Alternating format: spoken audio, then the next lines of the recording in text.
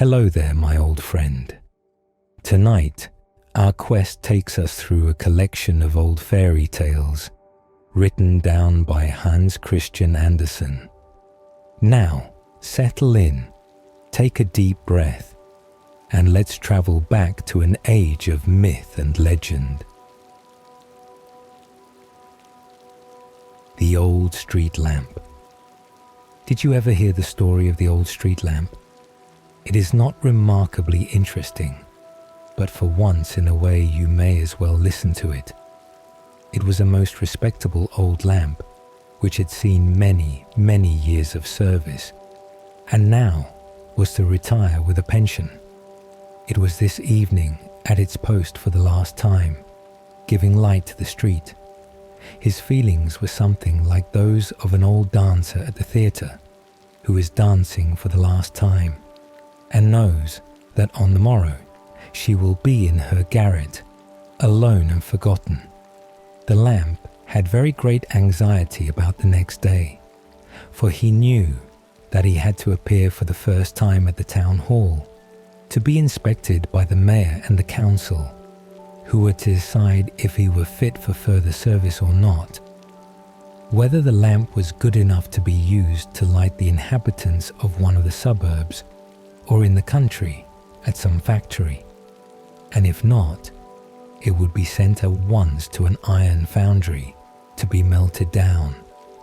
In this latter case, it might be turned into anything, and he wondered very much whether he would then be able to remember that he had once been a street lamp, and it troubled him exceedingly. Whatever might happen, one thing seemed certain, that he would be separated from the watchman and his wife, whose family he looked upon as his own. The lamp had first been hung up on that very evening that the watchman, then a robust young man, had entered upon the duties of his office. Ah well, it was a very long time since one became a lamp and the other a watchman. His wife had a little pride in those days. She seldom condescended to glance at the lamp, excepting when she passed by in the evening, never in the daytime. But in later years, when all these, the watchman, the wife, and the lamp, had grown old, she had attended to it, cleaned it, and supplied it with oil. The old people were thoroughly honest. They had never cheated the lamp of a single drop of the oil provided for it.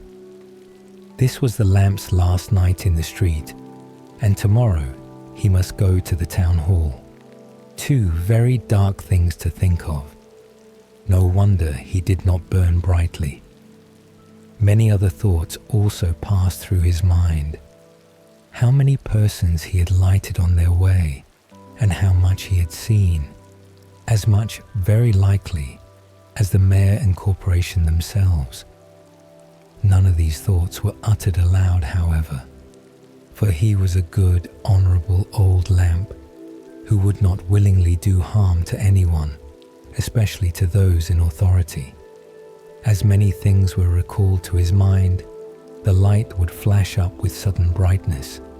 He had, at such moments, a conviction that he would be remembered.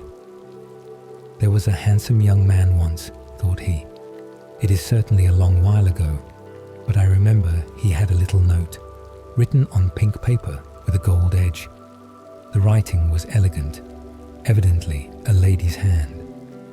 Twice he read it through and kissed it, and then looked up at me with eyes that said quite plainly, "I am the happiest of men." Only he and I know what was written on this his first letter from his lady-love. Ah, yes, and there was another pair of eyes that I remember.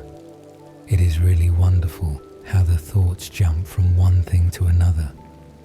A funeral passed through the street. A young and beautiful woman lay on a bier, decked with garlands of flowers, and attended by torches, which quite overpowered my light. All along the street stood the people from the houses in crowds, ready to join the procession. But when the torches had passed from before me, and I could look round. I saw one person alone, standing, leaning against my post, and weeping. Never shall I forget the sorrowful eyes that looked up at me. These and similar reflections occupied the old street lamp, on this the last time that his light would shine. The sentry, when he is relieved from his post, knows at least who will succeed him, and may whisper a few words to him, but the lamp did not know his successor, or he could have given him a few hints respecting rain or mist, and could have informed him how far the moon's rays would rest on the pavement, and from which side the wind generally blew, and so on. On the bridge over the canal stood 3 persons who wished to recommend themselves to the lamp, for they thought he could give the office to whomsoever he chose. The first was a herring's head, which could emit light in the darkness. He remarked that it would be a great saving of oil if they placed him on the lamppost. Number 2 was a piece of rotten wood, which also shines in the dark. He considered himself descended from an old stem, once the pride of the forest. The third was a glowworm, and how he found his way there the lamp could not imagine. Yet there he was, and could really give light as well as the others. But the rotten wood and the herring's head declared most solemnly, by all they held sacred, that the glowworm only gave light at certain times, and must not be allowed to compete with themselves. The old lamp assured them that not one of them could give sufficient light to fill the position of a street lamp. But they would believe nothing he said, and when they discovered that he had not the power of naming his successor, they said they were very glad to hear it, for the lamp was too old and worn out to make a proper choice. At this moment, the wind came rushing round the corner of the street and through the air holes of the old lamp. "What is this I hear?" said he, "that you are going away tomorrow? Is this evening the last time we shall meet? Then I must present you with a farewell gift.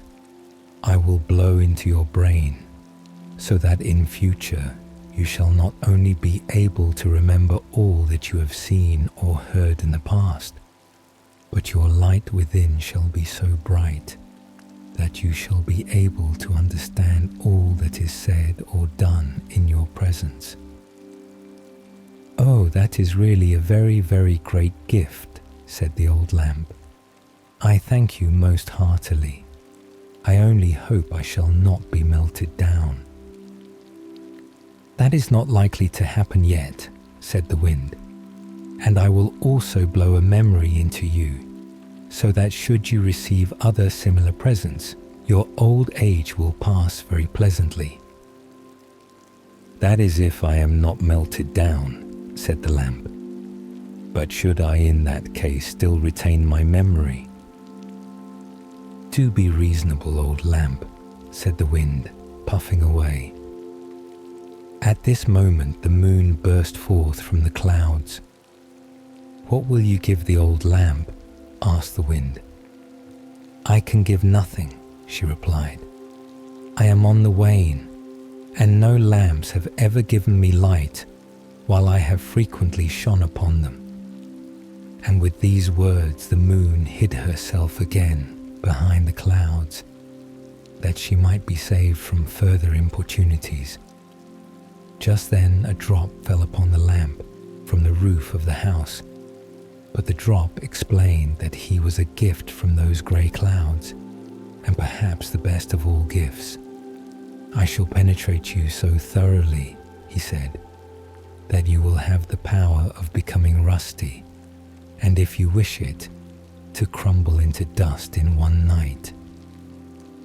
But this seemed to the lamp a very shabby present, and the wind thought so too. "Does no one give any more? Will no one give any more?" shouted the breath of the wind as loud as it could. Then a bright falling star came down, leaving a broad, luminous streak behind it. "What was that?" cried the herring's head. "Did not a star fall? I really believe it went into the lamp. Certainly, when such high-born personages try for the office, we may as well say good night and go home." And so they did, all three, while the old lamp threw a wonderfully strong light all around him. "This is a glorious gift," said he. "The bright stars have always been a joy to me, and have always shone more brilliantly than I ever could shine, though I have tried with my whole might. And now they have noticed me, a poor old lamp, and have sent me a gift that will enable me to see clearly everything that I remember, as if it still stood before me, and to be seen by all those who love me. And herein lies the truest pleasure, for joy which we cannot share with others is only half enjoyed."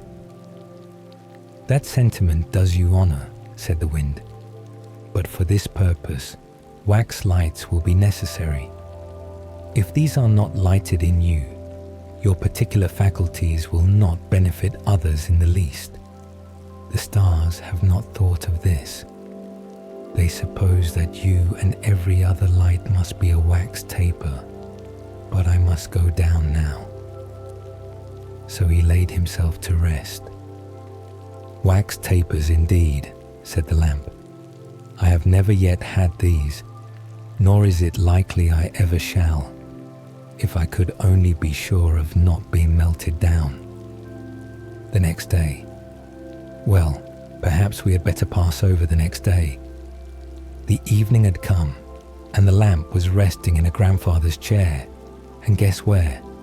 Why, at the old watchman's house. He had begged, as a favour, that the mayor and corporation would allow him to keep the street lamp in consideration of his long and faithful service, as he had himself hung it up and lit it on the day he first commenced his duties 24 years ago. He looked upon it almost as his own child. He had no children, so the lamp was given to him. There it lay in the great armchair near to the warm stove. It seemed almost as if it had grown larger, for it appeared quite to fill the chair. The old people sat at their supper, casting friendly glances at the old lamp, whom they would willingly have admitted to a place at the table. It is quite true that they dwelt in a cellar, 2 yards deep in the earth, and they had to cross a stone passage to get to their room, but within it was warm and comfortable, and strips of list had been nailed round the door. The bed and the little window had curtains, and everything looked clean and neat.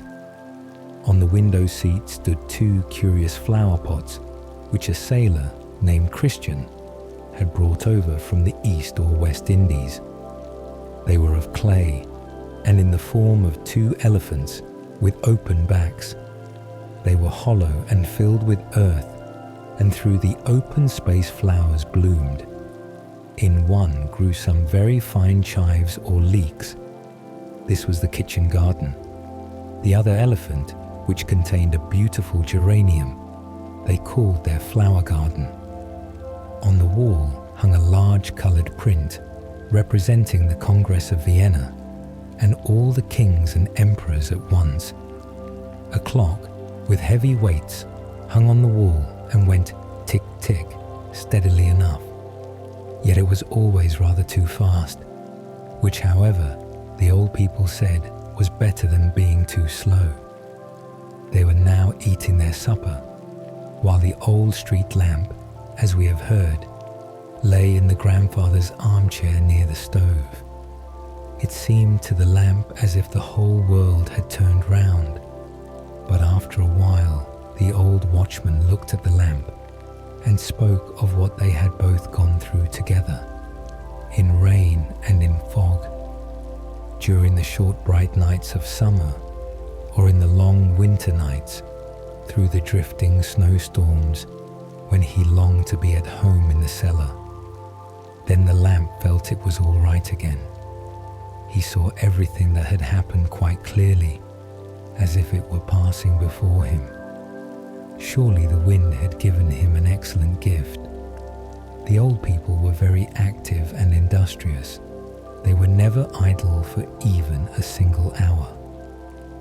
On Sunday afternoons, they would bring out some books, generally a book of travels which they were very fond of. The old man would read aloud about Africa with its great forests and the wild elephants, while his wife would listen attentively, stealing a glance now and then at the clay elephants, which served as flower pots. "I can almost imagine I am seeing it all," she said, and then how the lamp wished for a wax taper to be lighted in him, for then the old woman would have seen the smallest detail as clearly as he did himself. The lofty trees with their thickly entwined branches, the naked Negroes on horseback, and whole herds of elephants treading down bamboo thickets with their broad, heavy feet.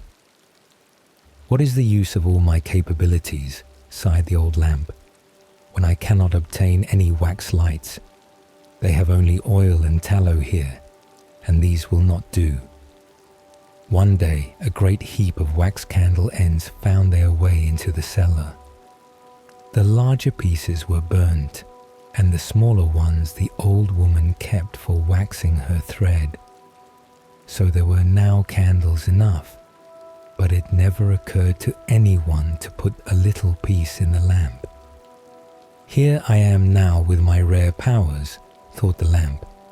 "I have faculties within me, but I cannot share them. They do not know that I could cover these white walls with beautiful tapestry, or change them into noble forests, or indeed to anything else they might wish for." The lamp, however, was always kept clean and shining in a corner where it attracted all eyes. Strangers looked upon it as lumber, but the old people did not care for that. They loved the lamp. One day, it was the watchman's birthday. The old woman approached the lamp, smiling to herself, and said, "I will have an illumination today in honor of my old man." And the lamp rattled in his metal frame, for he thought, "Now at last I shall have a light within me."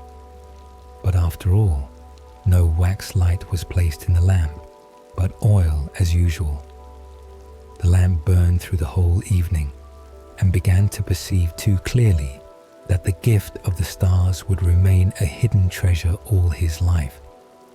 Then he had a dream, for to one with his faculties, dreaming was no difficulty.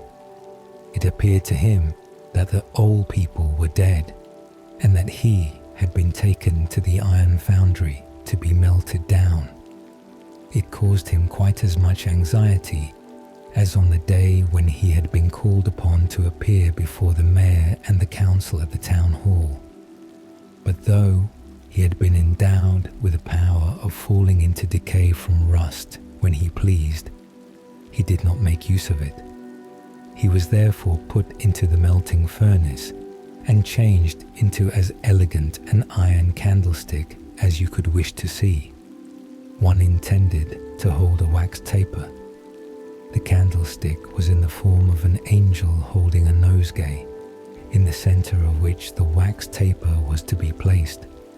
It was to stand on a green writing table in a very pleasant room. Many books were scattered about, and splendid paintings hung on the walls. The owner of the room was a poet and a man of intellect. Everything he thought or wrote was pictured around him.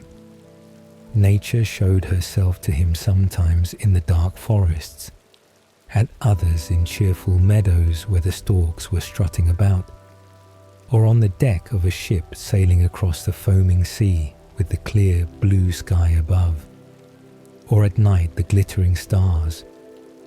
What powers I possess, said the lamp, awaking from his dream. I could almost wish to be melted down, but no, that must not be while the old people live. They love me for myself alone. They keep me bright and supply me with oil.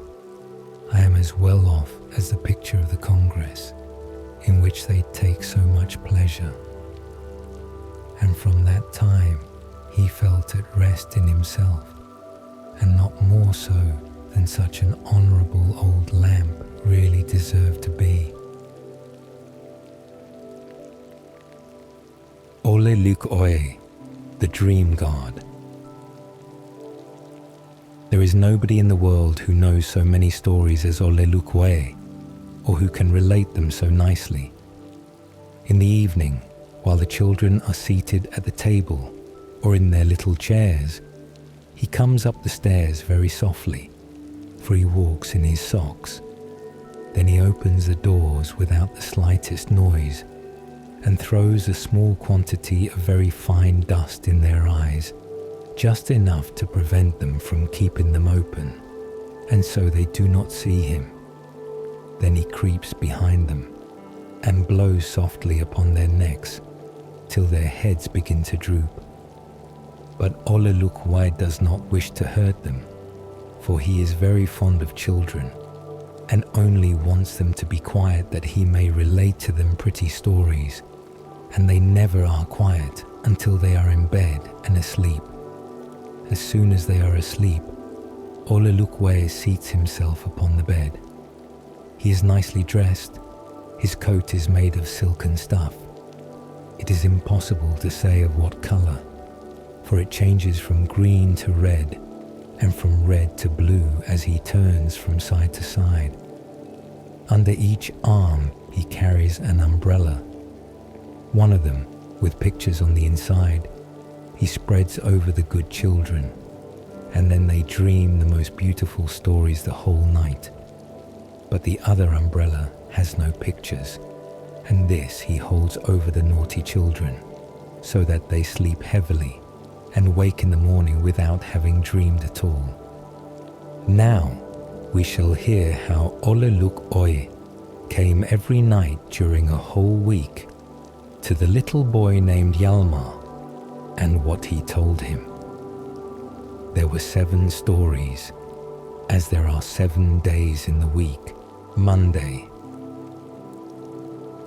Now pay attention, said Ole-Luk-Oie in the evening when Hjalmar was in bed, and I will decorate the room. Immediately, all the flowers in the flower pots became large trees, with long branches reaching to the ceiling and stretching along the walls, so that the whole room was like a greenhouse. All the branches were loaded with flowers, each flower as beautiful and as fragrant as a rose. And, had anyone tasted them, he would have found them sweeter even than jam. The fruit glittered like gold, and there were cakes so full of plums that they were nearly bursting. It was incomparably beautiful. At the same time, sounded dismal moans from the table drawer in which lay Hjalmar's school books. What can that be now? Said Ole-Luk-Oie, going to the table and pulling out the drawer. It was a slate in such distress because of a false number in the sum that it had almost broken itself to pieces. The pencil pulled and tugged at its string as if it were a little dog that wanted to help, but could not. And then came a moan from Hjalmar's copybook. Oh, it was quite terrible to hear. On each leaf stood a row of capital letters, every one having a small letter by its side. This formed a copy. Under these were other letters, which Hjalmar had written.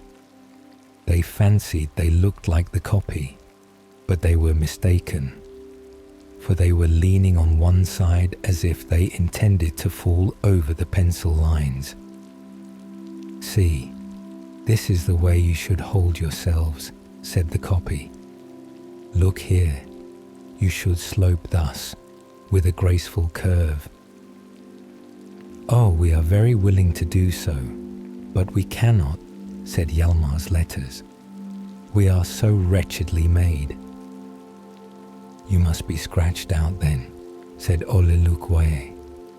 "Oh no," they cried, and then they stood up so gracefully, it was quite a pleasure to look at them. "Now we must give up our stories and exercise these letters," said Ole-Luk-Oie. 1, 2, 1, 2. So he drilled them till they stood up gracefully and looked as beautiful as a copy could look. But after Ole-Luk-Oie was gone, and Hjalmar looked at them in the morning, they were as wretched and as awkward as ever. Tuesday. As soon as Hjalmar was in bed, Ole-Luk-Oie touched, with his little magic wand, all the furniture in the room, which immediately began to chatter, and each article only talked of itself. Over the chest of drawers hung a large picture in a gilt frame, representing a landscape with fine old trees, flowers in the grass, and a broad stream which flowed through the wood, past several castles, far out into the wild ocean. Ole-Luk-Oie touched the picture with his magic wand, and immediately the birds commenced singing, the branches of the trees rustled, and the clouds moved across the sky, casting their shadows on the landscape beneath them. Then Ole-Luk-Oie lifted little Hjalmar up to the frame and placed his feet in the picture, just on the high grass, and there he stood with the sun shining down upon him through the branches of the trees. He ran to the water and seated himself in a little boat which lay there, and which was painted red and white. The sails glittered like silver, and 6 swans, each with a golden circlet round its neck and a bright blue star on its forehead, drew the boat past the green wood, where the trees talked of robbers and witches, and the flowers of beautiful little elves and fairies, whose histories the butterflies had related to them. Brilliant fish, with scales like silver and gold, swam after the boat, sometimes making a spring and splashing the water round them, while birds, red and blue, small and great, flew after him in 2 long lines. The gnats danced round them, and the cockchafers cried, "Buzz, buzz." They all wanted to follow Hjalmar, and all had some story to tell him. It was a most pleasant sail. Sometimes the forests were thick and dark, sometimes like a beautiful garden, gay with sunshine and flowers. Then he passed great palaces of glass and of marble, and on the balconies stood princesses, whose faces were those of little girls whom Hjalmar knew well, and had often played with. One of them held out her hand, in which was a heart made of sugar, more beautiful than any confectioner ever sold. As Hjalmar sailed by, he caught hold of one side of the sugar heart and held it fast, and the princess held fast also, so that it broke in 2 pieces. Hjalmar had 1 piece, and the princess the other, but Hjalmar's was the largest. At each castle stood little princes acting as sentinels. They presented arms and had golden swords, and made it rain plums and tin soldiers, so that they must have been real princes. Hjalmar continued to sail, sometimes through woods, sometimes as it were through large halls, and then by large cities. At last he came to the town where his nurse lived, who had carried him in her arms when he was a very little boy, and had always been kind to him. She nodded and beckoned to him, and then sang the little verses she had herself composed and said to him. How oft my memory turns to thee, my own Hjalmar ever dear, when I could watch thy infant glee, or kiss away a pearly tear. 'Twas in my arms thy lisping tongue first spoke the half-remembered word, while o'er thy tottering steps I hung, my fond protection to afford. Farewell, I pray the heavenly power to keep thee till thy dying hour. And all the birds sang the same tune, the flowers danced on their stems, and the old trees nodded, as if Ole-Luk-Oie had been telling them stories as well. Wednesday. How the rain did pour down. Hjalmar could hear it in his sleep, and when Ole-Luk-Oie opened the window, the water flowed quite up to the windowsill. It had the appearance of a large lake outside, and a beautiful ship lay close to the house. "Wilt thou sail with me tonight, little Hjalmar?" said Ole-Luk-Oie. "Then we shall see foreign countries, and thou shalt return here in the morning." All in a moment, there stood Hjalmar, in his best clothes, on the deck of the noble ship, and immediately the weather became fine. They sailed through the streets, round by the church, and on every side rolled the wide great sea. They sailed till the land disappeared, and then they saw a flock of storks who had left their own country and were travelling to warmer climates. The storks flew one behind the other, and had already been a long, long time on the wing. One of them seemed so tired that his wings could scarcely carry him. He was the last of the row, and was soon left very far behind. At length he sunk lower and lower, with outstretched wings, flapping them in vain, till his feet touched the rigging of the ship, and he slided from the sails to the deck, and stood before them. Then a sailor boy caught him, and put him in the hen house, with the fowls, the ducks, and the turkeys, while the poor stork stood quite bewildered amongst them. "Just look at that fellow," said the chickens. Then the turkey cock puffed himself out as large as he could, and inquired who he was, and the ducks waddled backwards, crying, "Quack, quack." Then the stork told them all about warm Africa, of the pyramids, and of the ostrich, which, like a wild horse, runs across the desert. But the ducks did not understand what he said, and quacked amongst themselves, "We are all of the same opinion, namely, that he is stupid." "Yes, to be sure he is stupid," said the turkey cock, and gobbled. Then the stork remained quite silent, and thought of his home in Africa. "Those are handsome thin legs of yours," said the turkey cock. "What do they cost a yard?" "Quack, quack, quack," grinned the ducks.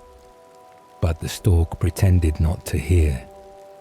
"You may as well laugh," said the turkey, "for that remark was rather witty, or perhaps it was above you. Ah, is he not clever? He will be a great amusement to us while he remains here." And then he gobbled, and the ducks quacked, "Gobble, gobble, quack, quack."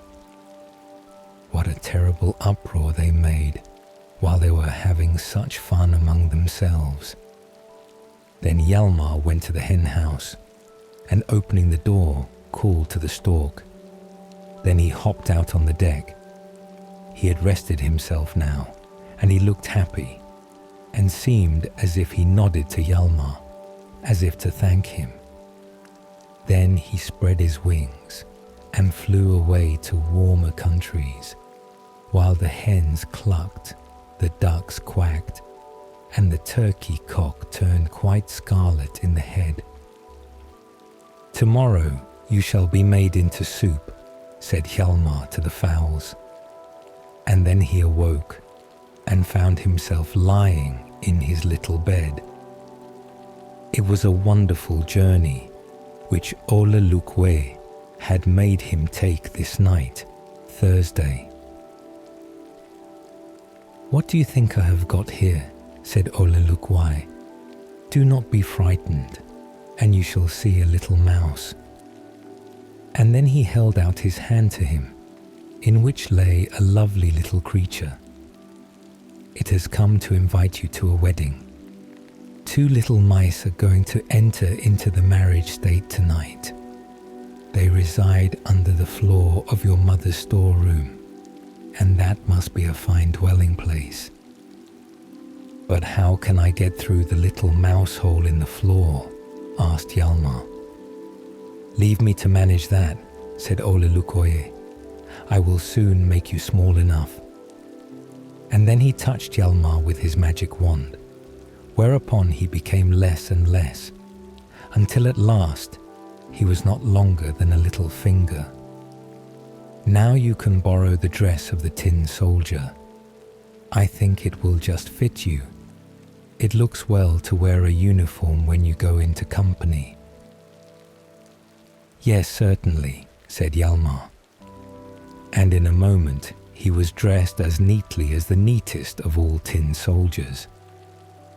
"Will you be so good as to seat yourself in your mamma's thimble," said the little mouse, "that I may have the pleasure of drawing you to the wedding?"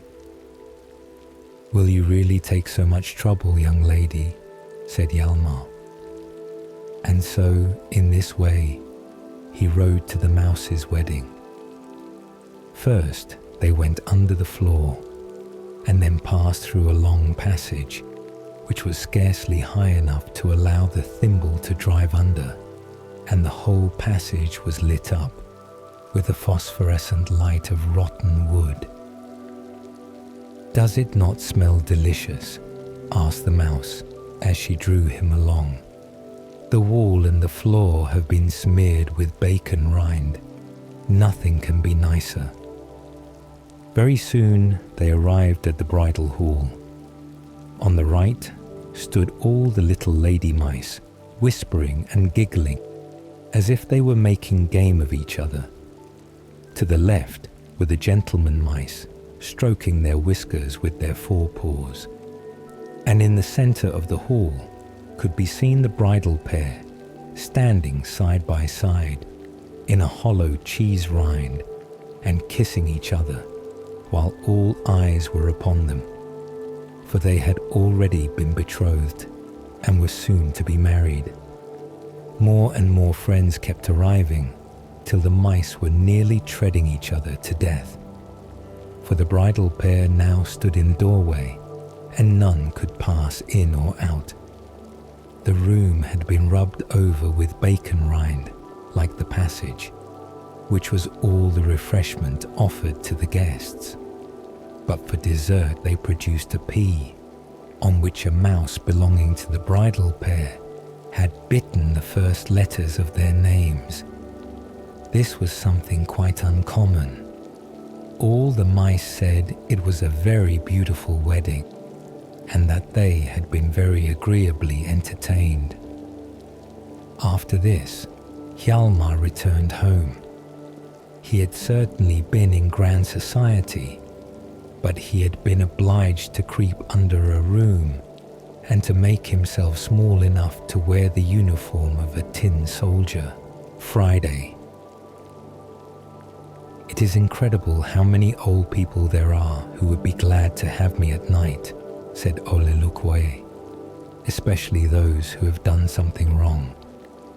'Good little Ole,' say they to me. We cannot close our eyes, and we lie awake the whole night and see all our evil deeds sitting on our beds like little imps and sprinkling us with hot water. Will you come and drive them away, that we may have a good night's rest?' And then they sigh so deeply and say, 'We would gladly pay you for it. Good night, Ole-Luk. The money lies on the window, but I never do anything for gold.' 'What shall we do tonight?' asked Hjalmar. 'I do not know whether you would care to go to another wedding,' he replied, 'although it is quite a different affair to the one we saw last night. Your sister's large doll, that is dressed like a man and is called Herman, intends to marry the doll Bertha. It is also the doll's birthday, and they will receive many presents." "Yes, I know that already," said Hjalmar. "My sister always allows her dolls to keep their birthdays, or to have a wedding when they require new clothes. That has happened already 100 times, I am quite sure." "Yes, so it may. But tonight is the 101st wedding, and when that has taken place, it must be the last. Therefore this is to be extremely beautiful. Only look." Hjalmar looked at the table, and there stood the little cardboard doll's house, with lights in all the windows, and drawn up before it were the tin soldiers presenting arms. The bridal pair were seated on the floor, leaning against the leg of the table, looking very thoughtful, and with good reason. Then Ole-Luk-Oie, dressed up in grandmother's black gown, married them. As soon as the ceremony was concluded, all the furniture in the room joined in singing a beautiful song, which had been composed by the lead pencil, and which went to the melody of a military tattoo. What merry sounds are on the wind, as marriage rites together bind a quiet and a loving pair, though formed of kid, yet smooth and fair. Hurrah! If they are deaf and blind, we'll sing, though weather prove unkind. And now came the present, but the bridal pair had nothing to eat, for love was to be their food. "Shall we go to a country house, or travel?" asked the bridegroom. Then they consulted the swallow who had travelled so far, and the old hen in the yard, who had brought up 5 broods of chickens. And the swallow talked to them of warm countries, where the grapes hang in large clusters on the vines, and the air is soft and mild, and about the mountains glowing with colours more beautiful than we can think of. "But they have no red cabbage like we have," said the hen. "I was once in the country with my chickens for a whole summer. There was a large sand pit, in which we could walk about and scratch as we liked.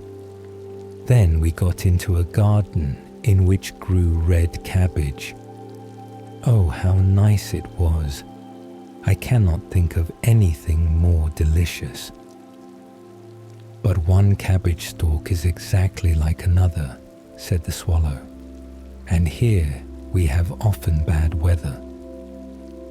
"Yes, but we are accustomed to it," said the hen.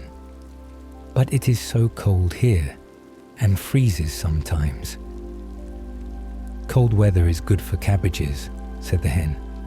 "Besides, we do have it warm here sometimes. 4 years ago, we had a summer that lasted more than 5 weeks, and it was so hot one could scarcely breathe. And then in this country, we have no poisonous animals, and we are free from robbers. He must be wicked who does not consider our country the finest of all lands. He ought not to be allowed to live here." And then the hen wept very much and said, "I have also travelled. I once went 12 miles in a coop, and it was not pleasant travelling at all." "The hen is a sensible woman," said the doll Bertha. "I don't care for travelling over mountains, just to go up and come down again. No, let us go to the sandpit in front of the gate, and then take a walk in the cabbage garden." And so they settled it, Saturday. "Am I to hear any more stories?" asked little Hjalmar, as soon as Ole-Luk-Oie had sent him to sleep. "We shall have no time this evening," said he, spreading out his prettiest umbrella over the child. "Look at these Chinese." And then the whole umbrella appeared like a large china bowl, with blue trees and pointed bridges, upon which stood little Chinamen, nodding their heads. "We must make all the world beautiful for tomorrow morning," said Ole-Luk-Oie, for it will be a holiday. It is Sunday. I must now go to the church steeple and see if the little sprites who live there have polished the bells, so that they may sound sweetly. Then I must go into the fields and see if the wind has blown the dust from the grass and the leaves. And the most difficult task of all which I have to do is to take down all the stars and brighten them up. I have to number them first before I put them in my apron, and also to number the places from which I take them, so that they may go back into the right holes, or else they would not remain, and we should have a number of falling stars, for they would all tumble down one after the other. Hark ye, Mr. Luk-Oie, said an old portrait which hung on the wall of Hjalmar's bedroom. Do you know me? I am Hjalmar's great-grandfather. I thank you for telling the boy stories, but you must not confuse his ideas. The stars cannot be taken down from the sky and polished. They are spheres like our earth, which is a good thing for them. Thank you, old great-grandfather, said Ole-Luk-Oie. I thank you. You may be the head of the family, as no doubt you are, but I am older than you. I am an ancient heathen. The old Romans and Greeks named me the dream god. I have visited the noblest houses and continue to do so.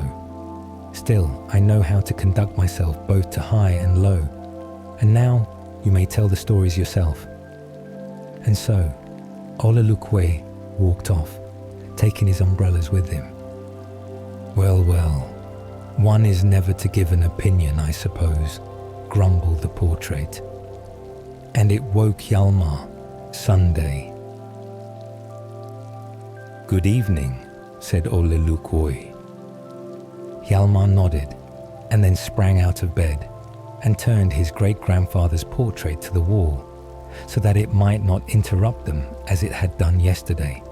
Now, said he, you must tell me some stories about 5 green peas that lived in one pod, or of the chickseed that courted the chickweed, or of the darning needle who acted so proudly because she fancied herself an embroidery needle. You may have too much of a good thing, said Ole-Luk-Oie. You know that I like best to show you something, so I will show you my brother. He is also called Ole-Luk-Oie, but he never visits anyone but once, and when he does come, he takes him away on his horse and tells him stories as they ride along. He knows only 2 stories. One of these is so wonderfully beautiful that no one in the world can imagine anything at all like it, but the other is just as ugly and frightful, so that it would be impossible to describe it. Then Ole-Luk-Oie lifted Hjalmar up to the window. There now, you can see my brother, the other Ole-Luk-Oie. He is also called Death. You perceive he is not so bad as they represent him in picture books. There he is a skeleton, but now his coat is embroidered with silver, and he wears the splendid uniform of a hussar, and a mantle of black velvet flies behind him, over the horse. Look, how he gallops along. Hjalmar saw that as this Ole-Luk-Oie rode on, he lifted up old and young and carried them away on his horse. Some he seated in front of him, and some behind, but always inquired first, "How stands the mark book?" "Good," they all answered. "Yes, but let me see for myself," he replied, and they were obliged to give him the books. Then all those who had very good or exceedingly good came in front of the horse and heard the beautiful story, while those who had middling or tolerably good in their books were obliged to sit behind and listen to the frightful tale. They trembled and cried and wanted to jump down from the horse, but they could not get free, for they seemed fastened to the seat. "Why, death is a most splendid Ole-Luk-Oie," said Hjalmar. "I am not in the least afraid of him." "You need have no fear of him," said Ole-Luk-Oie, "if you take care and keep a good conduct book." "Now I call that very instructive," murmured the great-grandfather's portrait. "It is useful sometimes to express an opinion." So he was quite satisfied. These are some of the doings and sayings of Ole-Luk-Oie. I hope he may visit you himself this evening and relate some more. Our aunt. You ought to have known our aunt. She was charming. That is to say, she was not charming at all as the word is usually understood, but she was good and kind, amusing in her way, and was just as anyone ought to be whom people are to talk about and to laugh at.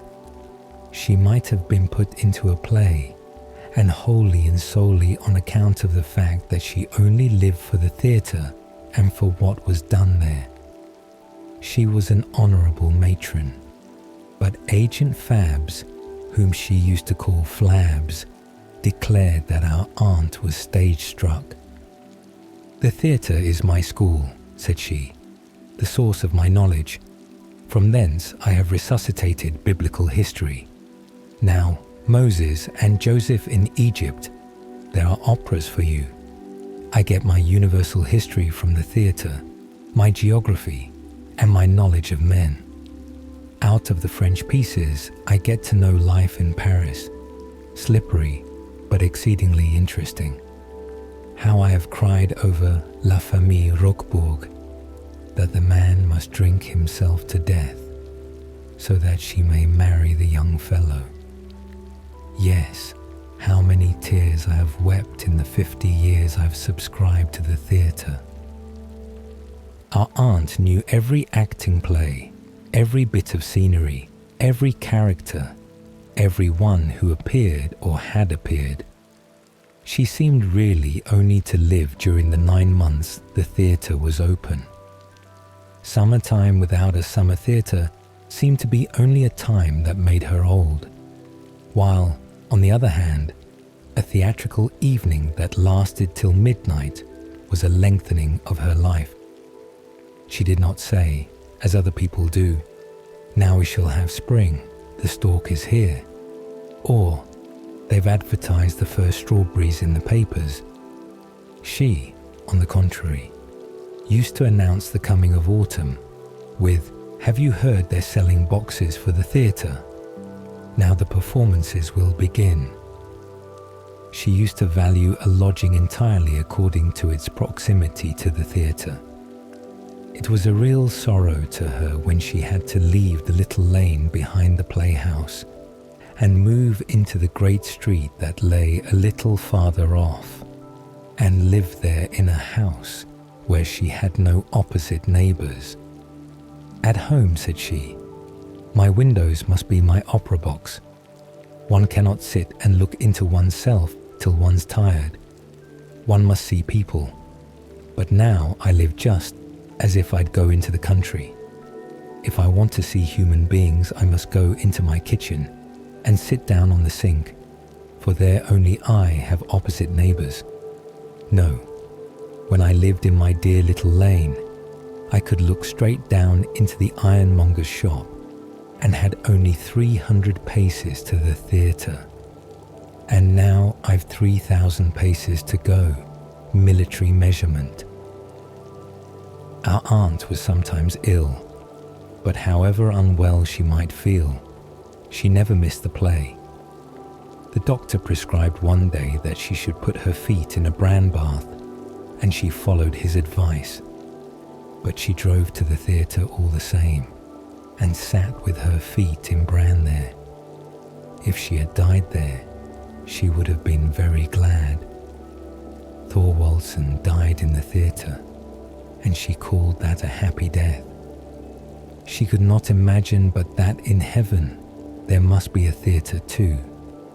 It had not indeed been promised us, but we might very well imagine it.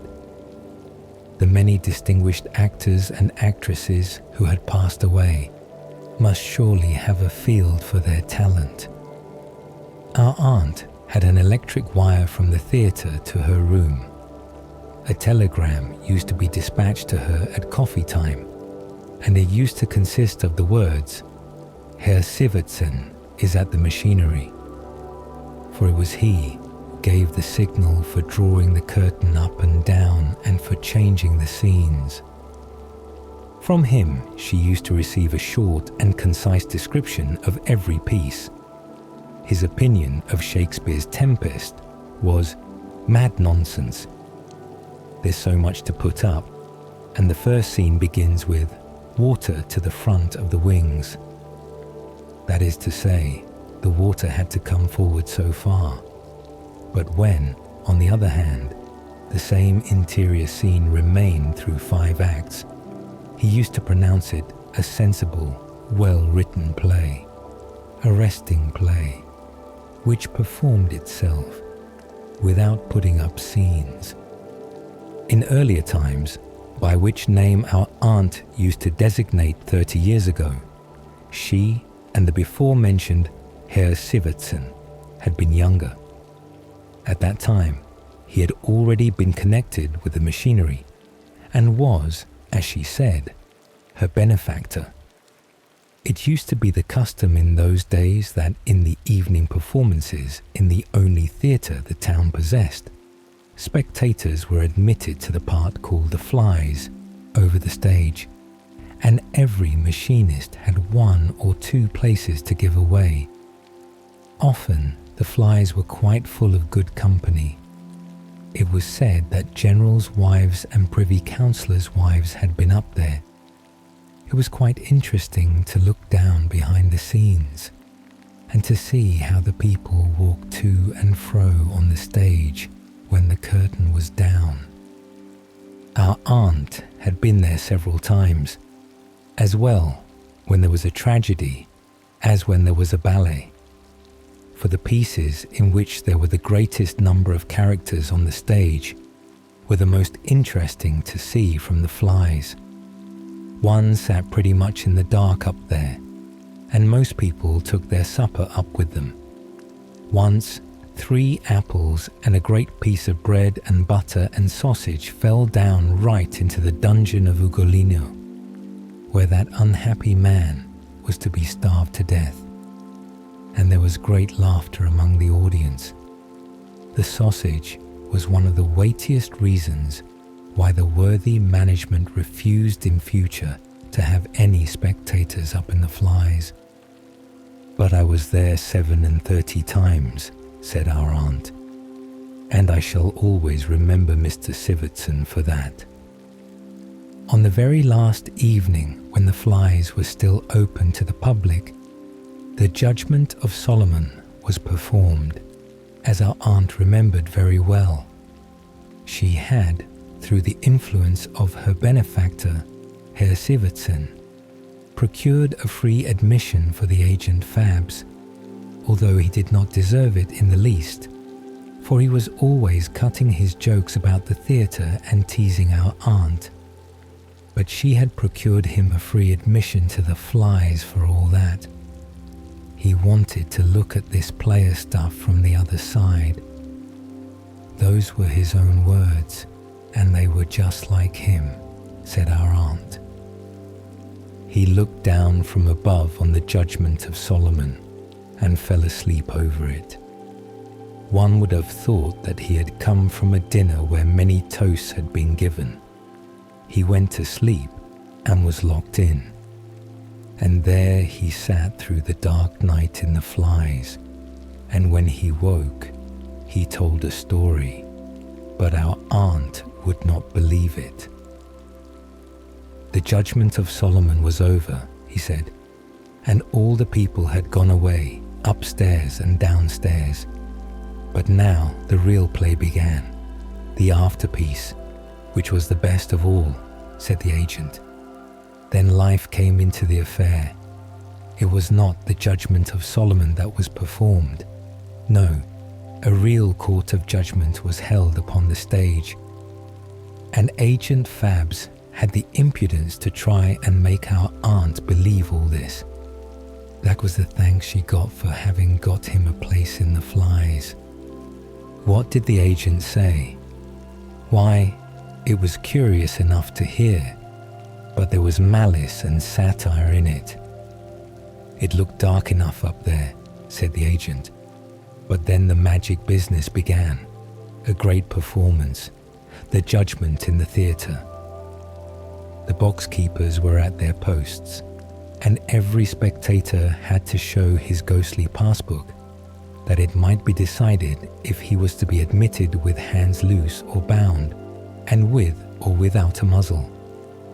Grand people who came too late when the performance had begun, and young people who could not always watch the time, were tied up outside and had list slippers put on their feet, with which they were allowed to go in before the beginning of the next act, and they had muzzles too.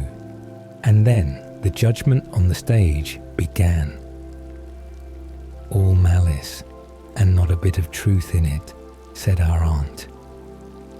The painter, who wanted to get to paradise, had to go up a staircase which he had himself painted, but which no man could mount. That was to expiate his sins against perspective. All the plants and buildings which the property man had placed with infinite pains in countries to which they did not belong, the poor fellow was obliged to put in their right places before cockcrow if he wanted to get into paradise. Let Herr Fabs see how he would get in himself. But what he said of the performers, tragedians and comedians, singers and dancers, that was the most rascally of all. Mr. Fabs indeed, Flabs, he did not deserve to be admitted at all, and our aunt would not soil her lips with what he said. And he said, did Flabs, that the whole was written down, and it should be printed when he was dead and buried, but not before, for he would not risk having his arms and legs broken. Once our aunt had been in fear and trembling in her temple of happiness, the theatre. It was on a winter day, one of those days in which one has a couple of hours of daylight with a grey sky. It was terribly cold and snowy, but aunt must go to the theatre. A little opera and a great ballet were performed, and a prologue and an epilogue into the bargain, and that would last till late at night. Our aunt must needs go, so she borrowed a pair of fur boots of her lodger. Boots with fur inside and out, and which reached far up her legs. She got to the theatre and to her box. The boots were warm, and she kept them on. Suddenly there was a cry of fire. Smoke was coming from one of the side scenes and streamed down from the flies, and there was a terrible panic. The people came rushing out, and our aunt was the last in the box, on the second tier, left-hand side, for from there the scenery looks best, she used to say. The scenes are always arranged that they look best from the king's side. Aunt wanted to come out, but the people before her, in their fright and heedlessness, slammed the door of the box, and there sat our aunt, and couldn't get out, and couldn't get in. That is to say, she couldn't get into the next box, for the partition was too high for her. She called out, and no one heard her. She looked down into the tier of boxes below her, and it was empty and low, and looked quite near, and aunt in her terror felt quite young and light. She thought of jumping down, and had got one leg over the partition, the other resting on the bench. There she sat astride, as if on horseback, well wrapped up in her flowered cloak with one leg hanging out, a leg in a tremendous fur boot.